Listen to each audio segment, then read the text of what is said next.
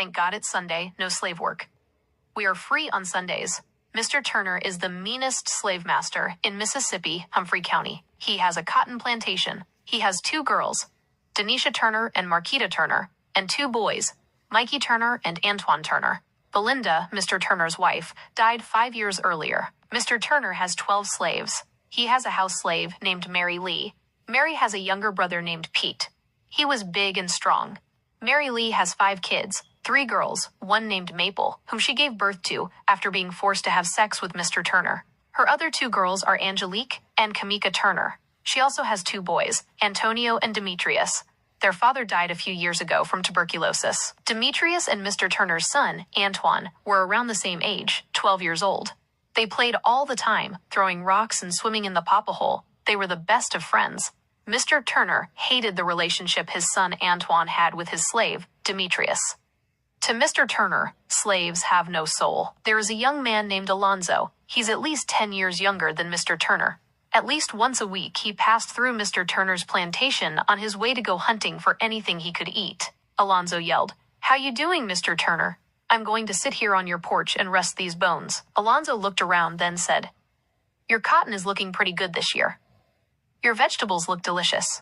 Alonzo said, "You don't mind if I grab one of these delicious-looking tomatoes?" Mr. Turner said, "I hope you find something. You don't want to go back home empty-handed. I hope you catch a big fat possum, damn, they are so delicious." Mr. Turner said, "Lonzo, you better be headed out before it gets too dark." One day, Mr. Turner was getting ready to go to church in Belzoni, Mississippi. He had on his best suit. He told Demetrius, "Boy, run upstairs and bring me my beautiful black boots." Demetrius ran upstairs as fast as he could, then looked around and he saw 5 pairs of black boots. He sat there and scratched his head. They're all black, so Demetrius did not know which boots to pick, so he just picked up a pair, ran downstairs, and handed the boots to Mr. Turner. Mr. Turner looked down at the boots, then immediately punched 12-year-old Demetrius in the face and yelled at him, "These are the wrong boots!" with an evil smirk on his face. He sat down in a chair and told his son Antoine to take Demetrius outside and put the whip to his backside. Antoine said no. Mr. Turner said, "If you don't, I'm just going to grab this rope and wrap it around his neck and hang him from the tree." Demetrius burst out crying. "Master, give me one more chance. I will bring you the right boots." He ran upstairs and grabbed as many boots as he could carry and threw them at Mr. Turner's feet. On his knees, Demetrius said, "One of these has got to be the right boots that you wanted."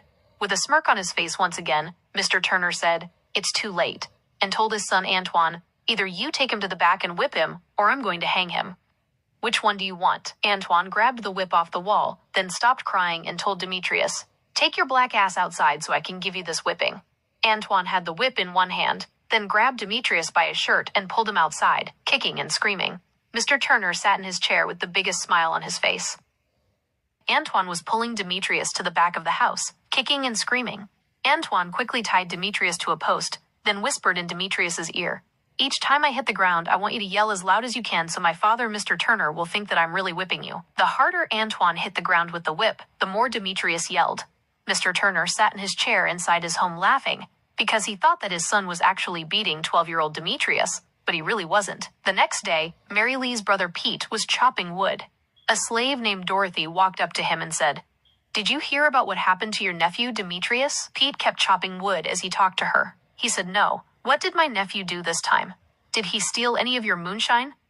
"He's just a kid being a kid. Yesterday I woke up pretty late," Dorothy said. "No, but he was whipped by Mr. Turner's son, Antoine." Angrily, he dropped the axe. Now he's walking around the plantation looking for Demetrius. He found Demetrius in the fields playing with a little wooden horse. He immediately picked him up, pulling up his shirt looking for any welts or bruises, but he did not find even one. He said, "This woman lied to me, saying you were whipped." Demetrius said, "Antoine tricked master, acting like he was whipping me." Uncle Pete laughed, then took Demetrius into the slave house. He grabbed an old jar of strawberry molasses, raised up Demetrius's shirt, picked up a spoon, dipped it in the jar, and lightly put it on Demetrius's back. Demetrius asked, "Why are you doing that?" "I need to leave a few stains on the back of your shirt so master can really think you got your ass whooped." Demetrius tried to walk away. Pete said, "Come back here, boy. Walk with a limp like you're really hurt." Demetrius said, "Like this?" Demetrius was walking like an injured duck. Pete laughed and told him, "You'll be okay." Demetrius is 12 years old, but he has a 15-year-old sister. Her name is Kamika. She can be evil and manipulative sometimes. One day, while everyone was working in the cotton fields, Demetrius decided he was going to play with a wooden toy he made himself instead of working. Kamika wanted the toy for herself and said, "Give me the toy." Demetrius said no. Kamika yelled real loud. Master Mr. Turner walked over and snatched the toy. He pushed Demetrius to the ground and told him to keep picking cotton. "It's not going to pick itself." As Mr. Turner walked away, Kamika stuck out her tongue and said, "That's what you get. You should have given me the toy." Their oldest brother, Antonio, was 17 years old at the time. He sat and watched the entire thing, shaking his head. Then he walked over to his little sister and told her, "Don't you ever do that again." Their sister Maple worked in Mr. Turner's house, and his sister Angelique worked out in the field with their mother. Mary Lee was 32 years old at the time, and she was the top dog at the plantation. Everyone listened to her. She had the most power out of all the enslaved people on the plantation. There also was a small farmhouse just a stone's throw from the quarters, and a white family called the Willises lived there. They were a small family just trying to make it. You have to understand, not all white people owned slaves. Not all white people were rich. The mother's name was Joanne Willis, and the father's name was Pee Wee Willis. They had 3 boys, James, Andrew, and Jerry, and 2 girls, Jennifer and Cynthia. Jennifer Willis was around 12 years old. Demetrius used to sit on the porch of the slave house and stare at Jennifer. To him, she was the most beautiful girl in the world. If these white people knew I was secretly in love with a white girl, I couldn't imagine the evil things they would do to me. My big brother Antonio observed everything around him. He used to watch me stare at Jennifer. One day, he caught me staring. With a smirk on his face, he said, "You are 13 years old now. I bet you got hairs growing on your balls. Now I see them dirty looks you giving to Jennifer." And he laughed and said, "You is a dirty, dirty little boy." Antonio looked around, and there wasn't anyone there but him and Demetrius on the porch of the slave house. Everyone else was working in the fields. And Antonio said, "I dare you to run over there and give Jennifer a hug. If you do, I have a shiny dime to give you. Do you know all the things you can buy with this dime?" Demetrius looked around nervously and said, "Okay." Demetrius ran across the field. He ran up to Jennifer and said, "Hi." Nervously, he asked Jennifer, "Can I hug you? My brother Antonio is going to give me a dime if I do." Jennifer looked around, put a smile on her face, and said, "Sure." "Hurry up." Demetrius hugged her. She grabbed him by his chin and gave Demetrius a big kiss. Demetrius's brother Antonio couldn't believe his eyes, so when Demetrius ran back to the slave house porch, Antonio pulled out a quarter and said that was definitely worth more than a dime. The Willises had the smallest farm you ever could see, but they had enough room to grow enough food and raise a few cows, pigs, and chickens to keep their family fed.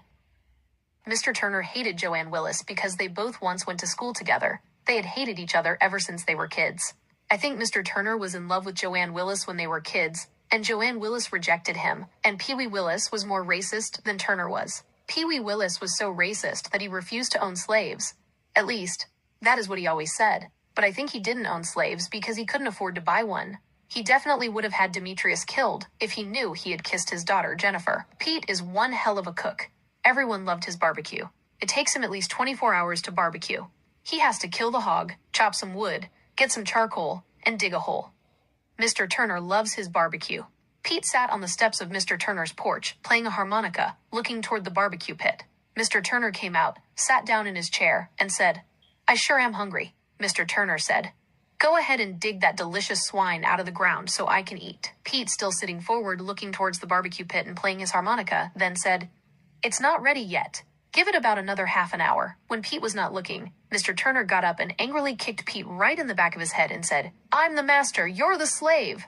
He tried to kick Pete a second time, but Pete grabbed him by his leg, then slammed Mr. Turner on the ground and started to kick him. Antoine, Mikey, and the rest of the slaves heard the commotion and ran over, pulling Pete off Mr. Turner. On shaky legs, Mr. Turner got up, ranting and raving.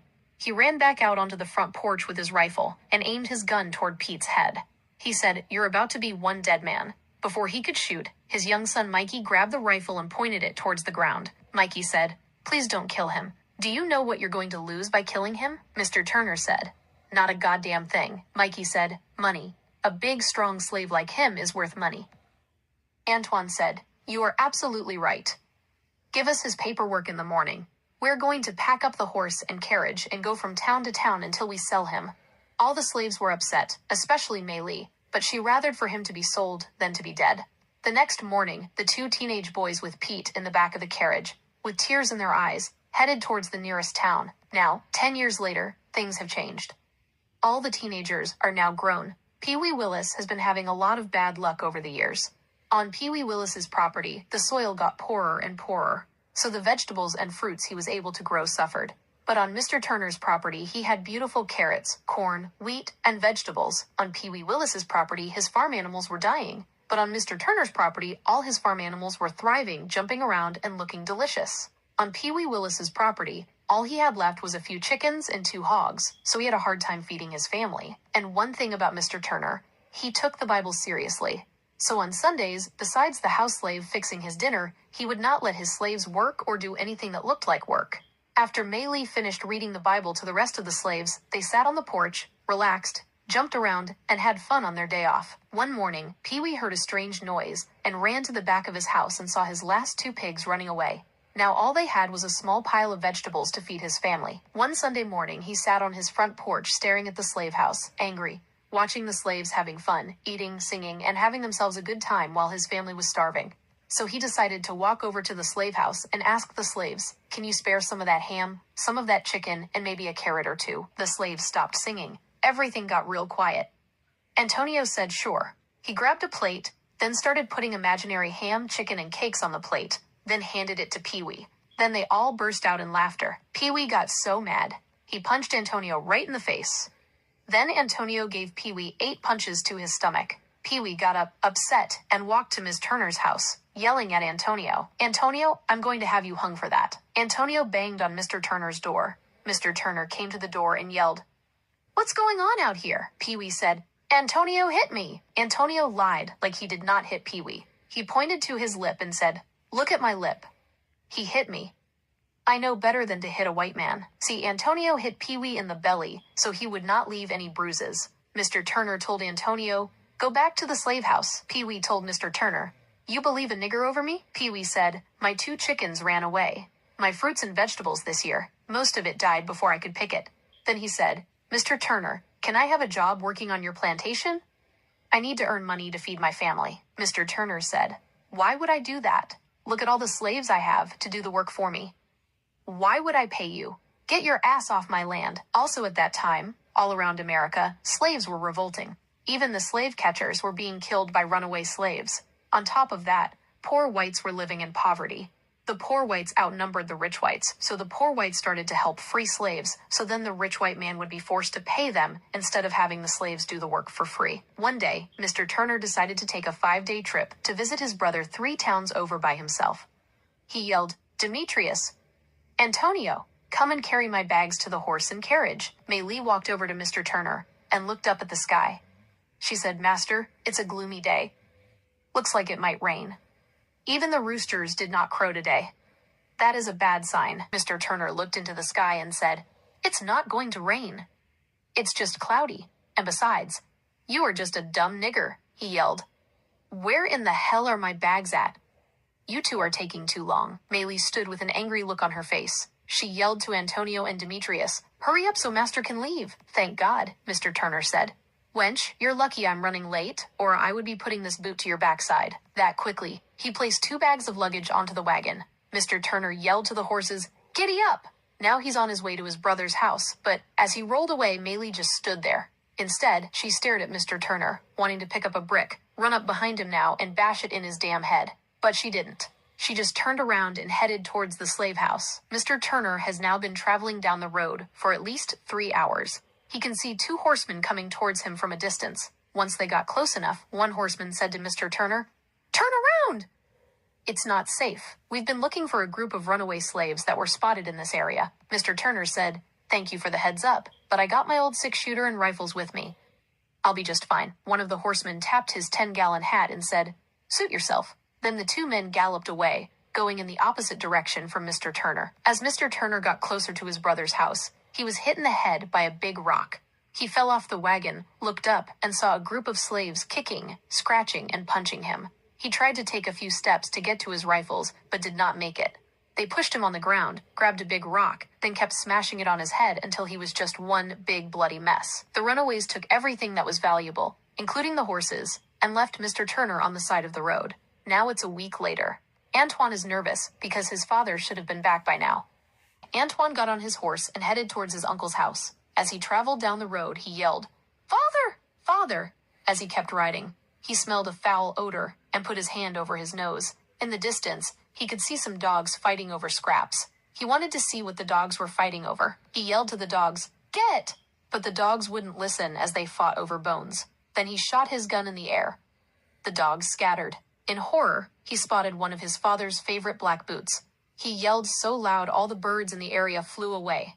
He headed back to the plantation with his father's boot in his hand, tears running down his face. "My father is dead." Everyone was sad except Mei Li. She knew now that he was gone, that life was going to be so much better. Now Antoine is running the plantation. Now the slaves are not getting treated like slaves. They are getting treated like they were friends that happened to be working for Antoine. Time has passed. Denisha Turner got married and moved to Jackson, Mississippi. Mike Turner got married and moved one town over. Antoine, his sister Marquita, and Maple live in the big house on the plantation. Antoine is now a grown man. If he asks the slaves to do something and they don't want to do it, they do not have to until they feel like it. They crack jokes and say sarcastic things to Antoine without any repercussions or worry that they are going to get punished. Antoine is so different from his father, Mr. Turner. It's now 1 month after Mr. Turner's death. Old Alonzo, just like normal, is about to pass through Mr. Turner's plantation on his way to go hunting. He can feel the sadness in the air. He did not see Mr. Turner sitting on the porch as usual, but Antoine was sitting there with a sad look on his face. Alonzo said, "Where is Mr. Turner at?" Antoine replied, "My father has passed away," with a sad look on Alonzo's face. He took the hat off his head, said sorry for your loss, and continued to walk. He was on his way to go hunting, but if any outsiders happen to ride through or stop by and visit, Antoine has to act like the meanest slave owner in the world. Once they leave, he goes back to being the nice, sweet guy he has always been. He even gave the whole entire Willis family jobs on his plantation. He gave them little money, but they were able to eat as much food as they wanted. Mr. Willis hated the slaves. He even hated how good Antoine treated them, and he definitely hated Demetrius because he could see that Demetrius was trying to get with his daughter, Jennifer. One day, everyone was just laying around hanging out on the plantation. Demetrius's sister, Maple Lee Turner, spotted a group of white guys on horses coming towards the plantation. She yelled, "White strangers are coming." The Willis family ran into the house, and the slaves started to pretend like they were actually doing work. Slowly, the three men approached the plantation. Antoine and his high-yellow sister, Maple Lee Turner, stepped onto the front porch to greet the group of guys on horses. It is obvious Maple Lee Turner is also Antoine Turner's sister because Mr. Turner raped May Lee Turner, and she gave birth to a high-yellow female. Due to the fact that she was Mr. Turner's daughter, she was still a slave, but she did not work in the fields. She worked in the house. Antoine yelled out, "How may I help you?" The leader said, "My name is Mitchell Scott. This here is Larry Scott, Nathan Scott, and Willett Scott. We are just passing through. Our horses are tired, and they need water. Can you give my horses water?" Antoine said, "Yes." Maple Lee, go in the house to get the young, nice men a jug of water and some glasses to drink out of. Antoine yelled for some of his slaves to come and get the horses and take them to get some water. The four men climbed off their horses. Mitchell took his Bible out of his saddle, then handed their horses to the slaves. Maple came out of the house with the pitchers of water. Larry Scott curiously looked at Maple Lee as she poured them water. Then he looked at Antoine and said, "You two look like y'all are pretty close in age." Antoine said, "Yes, I'm just a few years older than she is." Nathan Scott said, "You're a nigger lover," and all the brothers laughed. Willett Scott said, "Do you know what we do to nigger lovers?" Then put his six-shooter right into Antoine's face. Antoine snatched the gun out of his hand and pointed it towards Willett's face, paused for a minute, then lowered the gun and handed it back to Willett. He said, "This is my sister." Then all the Scott brothers giggled. "I guess your father was the nigger lover," they said, and all the Scott brothers giggled again. Larry Scott says, "The best pussy I ever had, I got it from a big black wench. She had me yelling like a hog." White men just don't buy slaves to do housework and work the fields. White men also buy slaves for sex. The other brothers just stood silent for a few seconds, then burst out laughing. "You're 100% right." Antoine stood with a nervous and angry look on his face, and in his mind, he could not wait until they left. Antoine yelled to the slaves to bring the 4 horses. The slaves handed each man his horse. Larry Scott's horse took a big shit on the ground. Then he told Antonio Turner to pick it up. Antonio Turner replied by saying, "No, sir." Mitchell Scott pulled out his Bible and pointed to where the Bible says slaves should obey their master. "Pick up that shit, boy." Antonio Turner stared and, in a low voice, said, "No, but I should, because the horse shit smells better than you." Mitchell Scott immediately dropped the Bible. He punched Antonio Turner in the face. All the Scotts pulled out their guns. Willett Scott kicked Antonio in his leg. He fell to the ground. He was about to shoot him, but Antoine got in between the two and said, "This is my slave. Ain't no one gonna be killing one of my slaves. I will deal with this myself. I will punish him myself." Then, grabbing Antonio by his clothing instead of pulling him towards the back of the house, Mr. Mitchell Scott asked what the hell he was doing taking him to the back of that house. "I want you to punish him right in front of us. We are going to leave and come back with so many Klansmen and burn this shit to the ground." Antonio was begging Antoine not to do it. "Antoine, I have no choice," Antoine yelled to his slaves to come here. "Help me tie him down." All the slaves refused to move, so the four Scott brothers tied Antonio to a post. Antoine grabbed the whip, and, like a wild man, he commenced to whipping the daylights out of Antonio. People probably could hear him scream from miles around. He whipped him so bad that even one of the four Scott brothers had to snatch the whip out of his hand, then threw it as far as he could. The next morning, Antonio woke up in pain. He stared at the floor as his sisters, Angelique, Maple, and Kamika, cleaned his painful wounds. His brother, Demetrius, sat in the chair next to them. Antonio said to his sisters and brother, "Why didn't you all stop this?" Angelique said, "We were afraid. They were threatening to come back and kill everyone on this plantation." Antonio said, "It's almost 20 of us, but it's only 4 of them. We could have killed them all, then burned them, and no one would have ever known. And I thought that Antoine was my friend. He's just another piece of shit slave master." Demetrius said, "I disagree, brother. He treats us better than his father ever did. The us getting our ass beat stopped once he became the owner of this plantation." Antonio said to Demetrius, "Look at my back. Touch it." Demetrius refused to touch it then. Antonio said, "The white man will never take that foot off our necks." 3 weeks later, Antoine finally had the balls to try to speak to Antonio. Antonio was in the field picking vegetables. Antoine woke up. "I had no choice." Antonio said nothing but continued to pick vegetables. Antoine says to Antonio, "You know I love you like a brother still." Antonio just kept quiet and continued to do his work. Antoine said, "I don't treat y'all like slaves. I treat you all like family. I don't force any of you to do anything. You guys do the work on the plantation because y'all know it needs to be done in order for us to eat and survive. Once my father passed away, I could have sold this land and you guys to the highest bidder, but I didn't. I could have gone to the big city and lived a wonderful life, but I didn't, because you guys are my family. I didn't want some crazy racist person treating you guys like slaves because I love you guys so much. I am not a slave master, never was." Antonio looked at Antoine, then turned around and raised his shirt to show his backside. He then said, "You looked like a pretty good slave owner the other day. As a year goes by, more and more poor white people want it. It claims to be free not because they like black people. They wanted them free so they could do the slave jobs but get paid for it. And more slaves wanted their freedom. Imagine a slave master having a big plantation where the slaves outnumber the slave master's family. So angry slaves all around the South were killing the slave masters, demanding, quote, freedom or death. Antoine has no wife. He prefers to go to the neighboring towns when he feels horny and pays black slave prostitutes for sex. Even though he had a quiet slave named Linda whom he liked, he would never have sex with any of his slaves. It was not because they were black, but because they were his friends. Silver City was the next town over. Mike Turner and his wife and kids lived there in a modest little house. Antonio owned no slaves. One evening, as his family sat down for dinner, there was a frantic knocking at the door. Someone was yelling, "Help, please, sir, let me in. The dogs are coming for me." Mike told his wife and kids to step back from the door. When Mike opened the door, he saw a slave. The slave was crying and said, "Sir, please let me in. They are going to kill me." Mike pulled him into the house and locked the door. He asked the slave his name, and he said, "Jerry Bush." Mike's wife handed Jerry Bush a cup of water and a piece of bread. He ate and drank like he never had before. Now, they could all hear a lot of commotion and dogs barking, getting closer and closer to the house. Mike grabbed his shotgun. Jerry said, "Please, put the shotgun down. You don't want to be shooting at white folks, even though you are white. If you shoot them trying to protect me, they will damn sure kill you. Just hide me." Mike quickly pulled up a few floorboards and told Jerry to get in. Once he was in, Mike and Millie put the floorboards back. There was a knock on the door. "I know he's in there. If you don't open up, I'm gonna burn it down and kill everyone in there." Mike opened the door and stepped out.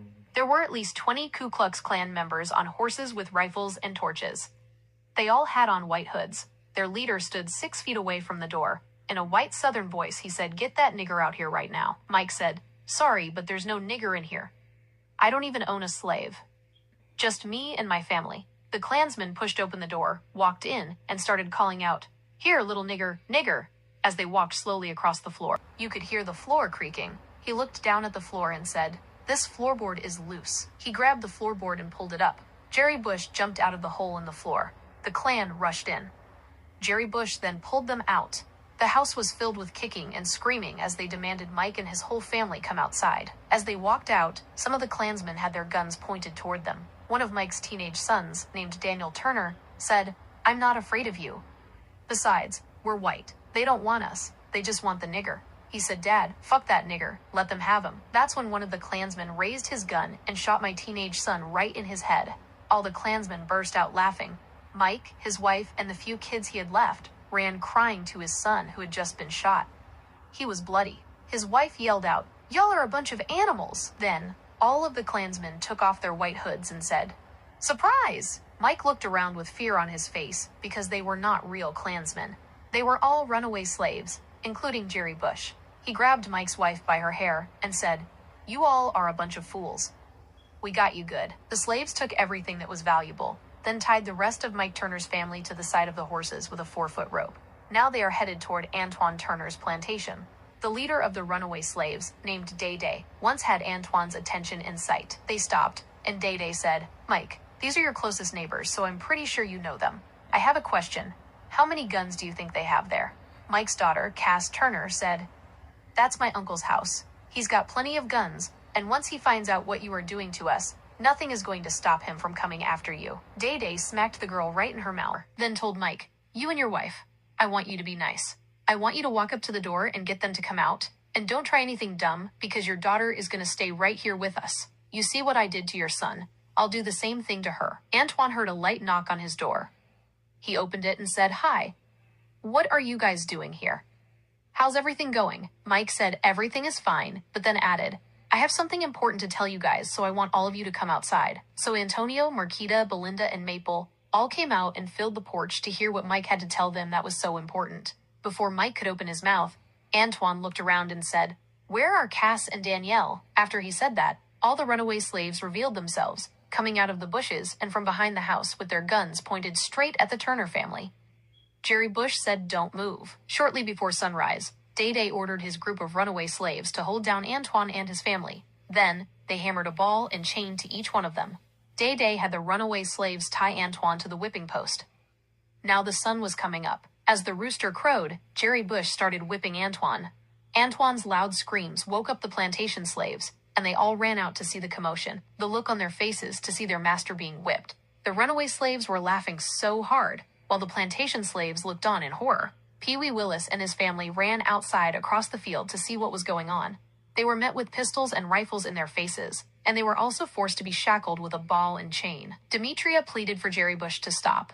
Antoine felt relieved, because once Demetria begged them to stop, he stopped. Demetria said, "Mr. Turner is a good guy. We do what we want here. He does not beat us or punish us. If we say no, he's different. Ain't no one been whipped on this plantation since his father died years ago." Day Day took over Antoine's house and made Antoine's sister, Marquita, Day Day's house slave. He made Antoine Turner and Pee Wee Willis's family work in the fields picking cotton and feeding hogs. He made them do all the work slaves normally do. The plantation slaves were divided. Some were happy to see the white folks being slaves. Others were sad and angry. Demetrius was in love with Jennifer, and he hated to see the renegade slaves look at her like a piece of meat and force her to do things she didn't want to. Demetrius's mother, May Lee, was happy. As a kid, she watched her father and uncle being hanged and burned by white people for no reason other than them being black, so she enjoyed slapping Pee Wee's wife in the face every once in a while. It's only been 3 days since the runaway slaves took over the plantation. The runaway slaves treat the plantation slaves a little aggressively. Jerry Bush said, "Demetrius, let me shoot this apple off your head." Demetrius looked at him with a mean look on his face and said, "Hell no." Jennifer Willis was in the field, picking vegetables. Jerry Bush said, "Girl, get over here." "Get over here now." Jennifer said, "Yes, sir." Jerry Bush gave her the apple and told her, "Walk over there and put it on your head." Jennifer replied, "No." Jerry Bush pulled out his revolver and said, "I'm going to shoot an apple off your head or a bullet in your ass." Demetrius leaped toward Day Day. Day Day quickly turned the gun on Demetrius and told him to stop right there. "Before I put one through your head." Demetrius quickly stopped, Angrily, he stood with his hands balled into fists. They didn't say relax. I don't kill my own kind, either on purpose or by accident. I will never kill my own kind. And besides, I only did that because I see how you two look at each other. I'm pretty sure you two are fucking. You know that's against the law, right? The law said it's okay for a white man to fuck his black slaves, but it's not okay for a black man to be in a relationship with a white woman, Jerry Bush pointed. James Willis made them put the apple on his head.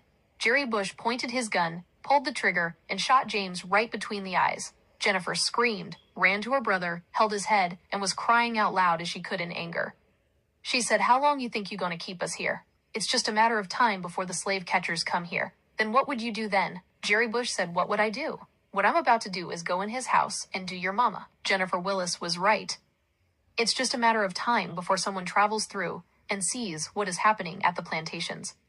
On a bright Sunday morning, Day came out on the porch listening to the rooster crows. He took in a deep breath and looked around and realized that the white slaves were not out working. Furious, he kicked in the slave house door, awakening the white slaves.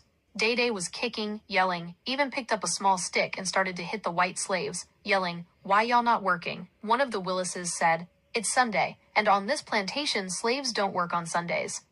It's the Lord's Day." In ancient times, people were killed for doing anything that looked like work on the Sabbath, even though the Sabbath is Saturday. But as you know, now the world does it on Sundays. All the commotion, Jerry Bush came in, pointed his shotgun, and said, "You all don't get your ass on the field, I'm gonna blow all of your heads off. Everybody, march out of the house and continue to do their work." Just a few hours after that, Alonzo was walking towards the field to go hunting. Closer and closer he got to the field. He felt something different in the air. "This day is not normal. Maybe I should be headed back," is what Alonzo said as he got closer and closer to the plantation. It wasn't unusual to see the white people and the black people on the plantation doing their work.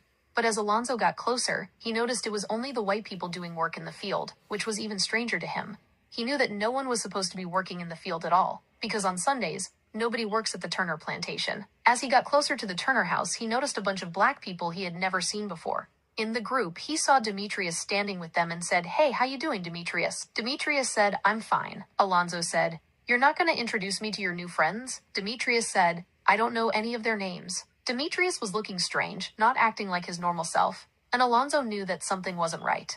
One man said, "You just call me Day." Alonzo said, "Nice to meet you, Day." Day said, "You look tired and thirsty." He told one of the big guys with them to give this young man some water. Alonzo said, "Mighty kind of you." As he waited for his cup of water, he looked around at the new faces. Suddenly, a man came out with a cup of water in his hand and walked towards Alonzo. As Alonzo reached for the cup, the big man hit him in the head with it and put his hands around his neck, choking him until he stopped moving. They picked up old Alonzo and took him into the woods to hide his body.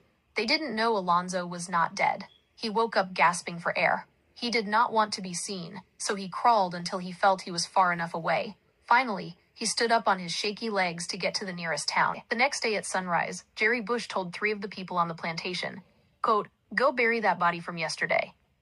It's hot as hell. We don't want it stinking up our fresh air." The body he was talking about was Alonzo's. The 3 men walked to the area where the body was supposed to be, scratching their heads because they did not see anything. They went back and told Jerry Bush, "He is gone." Jerry Bush said, "What do you mean he is gone?" One man said, "Your muscles are not as strong as you think. If you're going to kill a man, you're supposed to make sure he is dead." Angry, Jerry Bush pushed them down, demanding them to get the fuck up. "Go get the horses ready," he yelled. He told one of the others to ring the bell and wake everybody up. "It's just a matter of time before he comes back with a group of people to kill us all." Day ran out of the house. We heard the bell ringing. Jerry Bush ran up to him. He was nervous as hell. He told Day, "I fucked up. I fucked up real bad. The guy the first choked is not dead." He got away. Angrily, Day pushed him to the ground. The same man that Jerry Bush had pushed to the ground giggled and said, "That's what you get." Everyone was standing outside, trying to figure out their next move. Demetrius said, "I hope he comes back with a posse to shoot down every last one of you."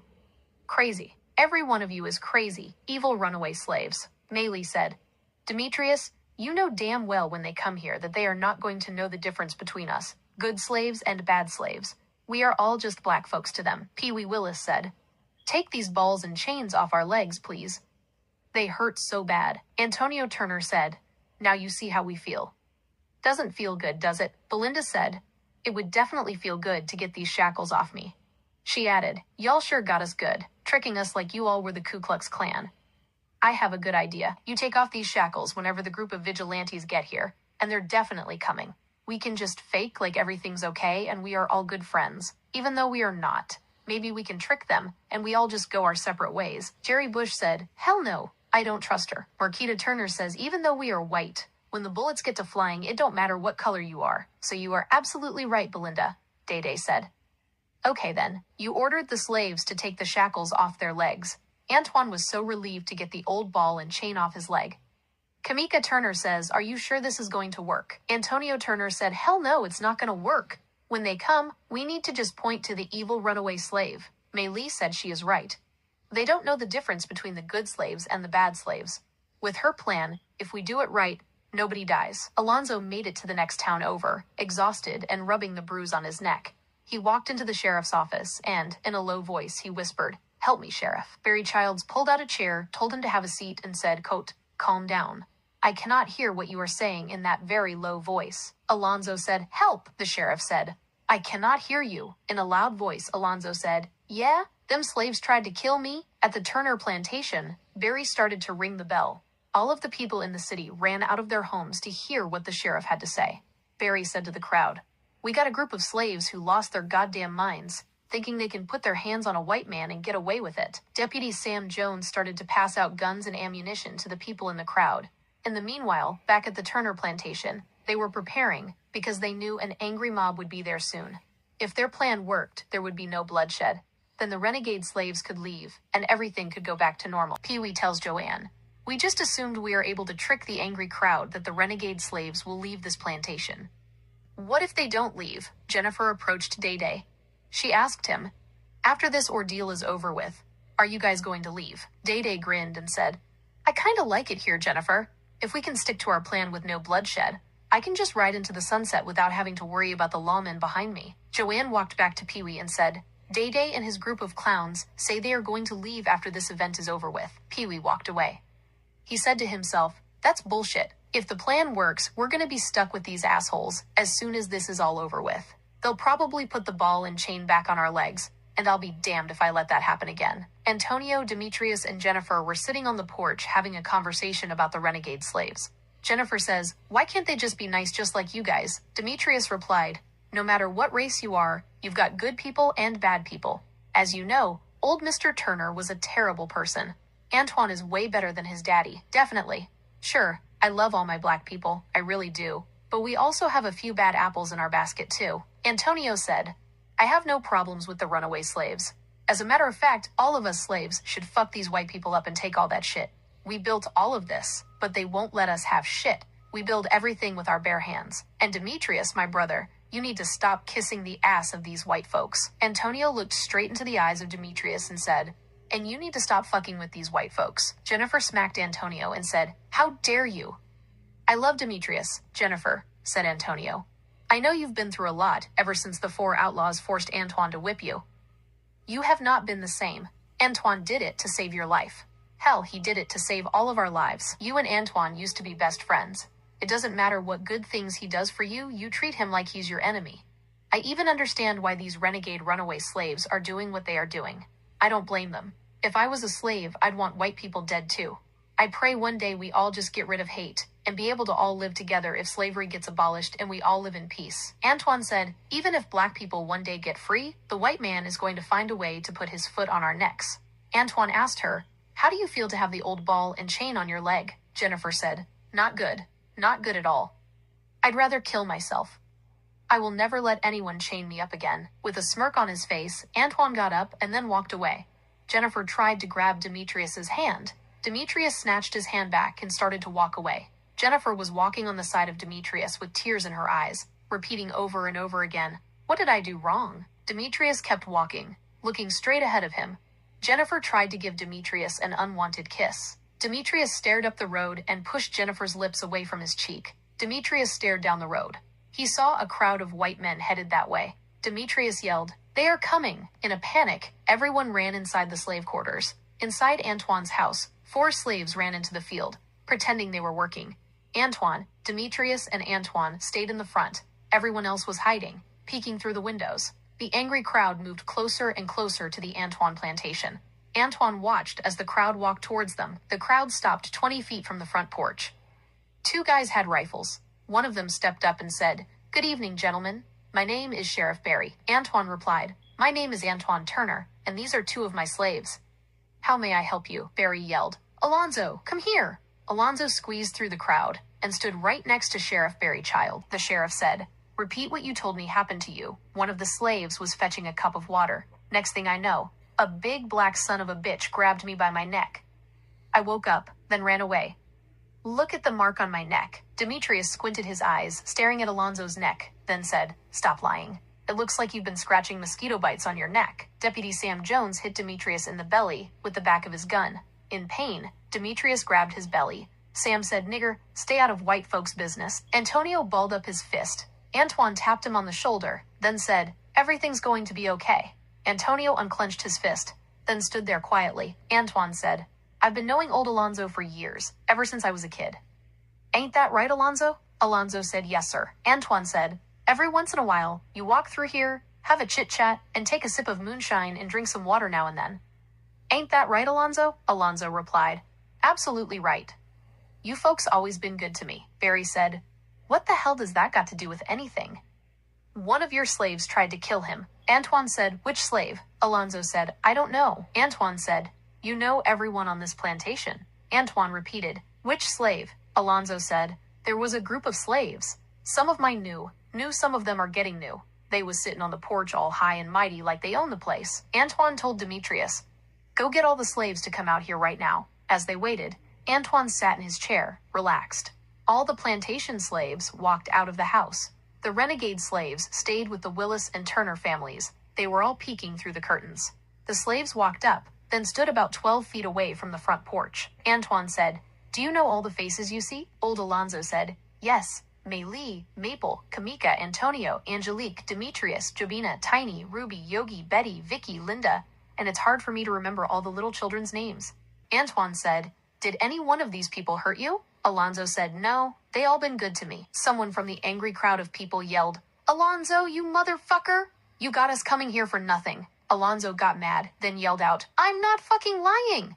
Pointing at Antoine, he added, "You a fuck nigger lover? I bet your daddy is rolling over in his grave knowing that his son is a fucking nigger lover." The sheriff and his deputy pointed their guns toward the group of slaves. The women screamed. Demetrius swallowed his spit, then stared down the barrel of the sheriff's gun.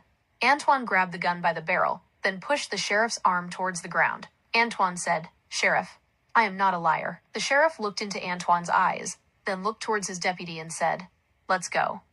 Everything looks just fine here." The sheriff grabbed Alonzo by the ear, then started walking towards the crowd, telling Alonzo, "Your drunk ass was about to get a bunch of innocent people killed." The deputy walked slowly behind them. Pee-wee was peeping through the curtains, looking at the deputy, the sheriff, and Alonzo walking towards the crowd of vigilantes. Pee-wee ran out the door yelling, "They're going to kill us! They already killed Daniel and James." Pee-wee ran a few more steps. Jerry Bush broke the front room window, and his gun shot Pee-wee right in the back, right in the heart.